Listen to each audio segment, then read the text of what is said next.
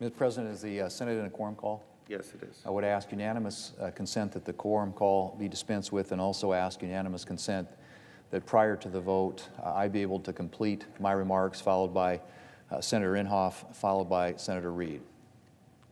Without objection. Mr. President, I am pleased that today we will finally move to a vote on the National Defense Authorization Act for fiscal year 2022.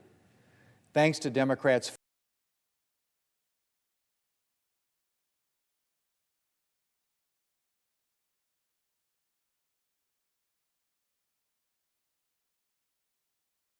NDAA, one of the most important bills we consider every year, was delayed for months. And of course, once we finally got onto the bill, Democrats rushed the process. Senators of both parties filed a total of 1,000 amendments on this bill, but not a single one of those amendments received a vote on the Senate floor. But at least we're finally here, set to pass this critical legislation. And I'm pleased that Republicans were able to strengthen this bill in committee and in the so-called pre-conference negotiations.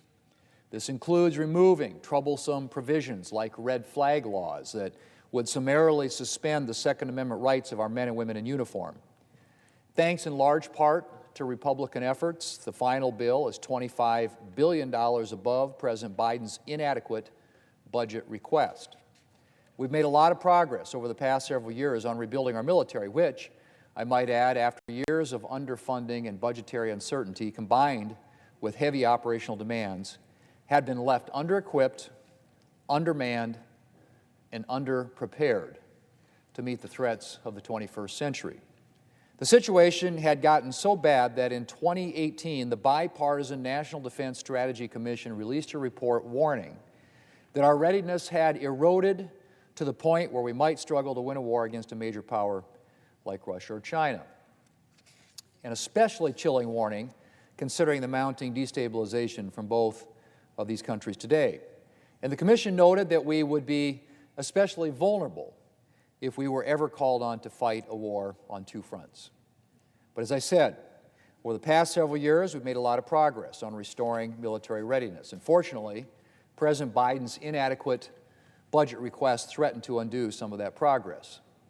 So I'm pleased, very pleased, that thanks in large part to Republican efforts, Democrats and Republicans have agreed on a final number that will continue our reinvestment in our military so that our men and women in uniform will have the resources that they need to address the threats of the 21st century.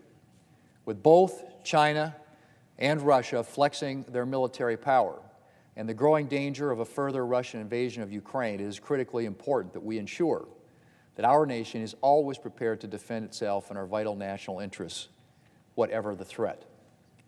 And on the subject of Ukraine, I'm very pleased that the final bill we'll vote on today includes an additional $50 million in military assistance for Ukraine.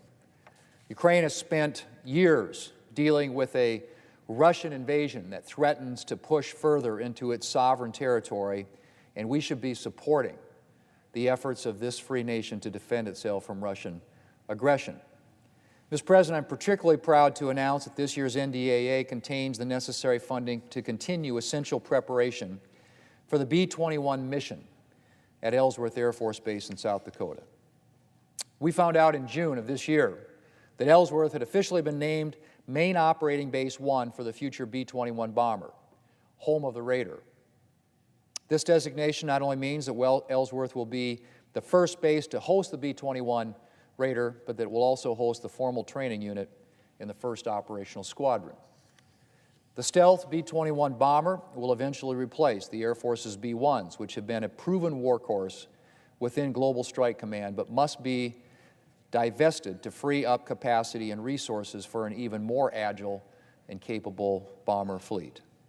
Once operational, the B-21 Raider will be a critical part of our nation's long-range strike capabilities and nuclear deterrent well into the future. I am incredibly proud that South Dakota and Ellsworth were chosen to serve as the first operating base for the B-21s. When I first came to the Senate, the outlook for Ellsworth wasn't so rosy. I'd barely arrived here in the Senate when Ellsworth was placed on the Base Realignment and Closure, or BRAC list.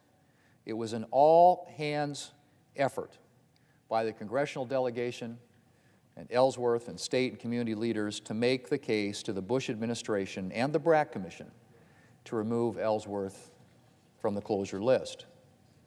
Many thought that South Dakota might not have the clout to make the stand, that we didn't wield enough influence.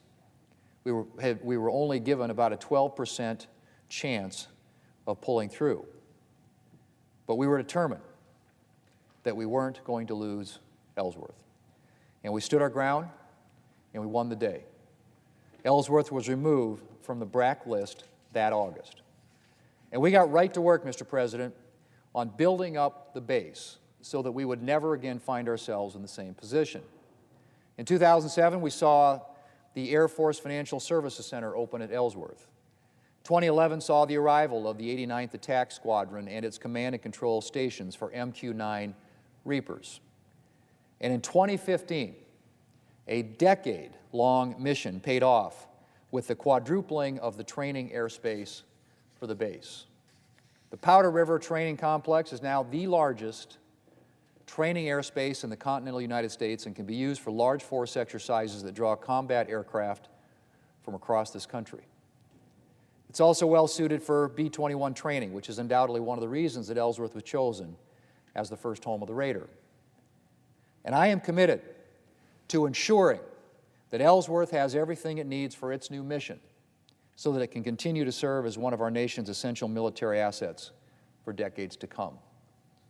To that end, I work to ensure that this year's National Defense Authorization Act contain not only full funding for B-21 development, but full funding for the first of many equipment and support facilities that will be needed for the B-21 mission at Ellsworth, including a low observable coating restoration facility, a wash rack and maintenance hangar, expanding the flight simulator facility, and more. It is imperative that these and follow-on military construction projects at Ellsworth stay on pace to ensure the B-21, once fielded, can begin operations alongside the current B-1 mission at Ellsworth to enable a smooth transition from one mission to the next. The National Defense Authorization Act also ensures adequate support for our B-1s in South Dakota and in Texas, and deployed on Bomber Task Force missions so that they have the resources that they need until they're replaced by the B-21s. I will continue to do everything I can here in Congress to support our B-1s at Ellsworth and advance the B-21 mission. Mr. President, providing for our nation's defense is one of our most serious responsibilities as members of Congress. We have an obligation to ensure that our nation is prepared to meet any threat, whether the danger comes from terrorism, rogue states, or major powers. And we have an obligation to ensure that our men and women in uniform have the resources that they need to confront the threats that we ask them to face. I'm frustrated that it took us so long to move to consideration of this year's National Defense Authorization Act. But I am happy that we did at least manage to secure a solid piece of legislation. And I look forward to voting for this bill later today. Mr. President, I yield the floor.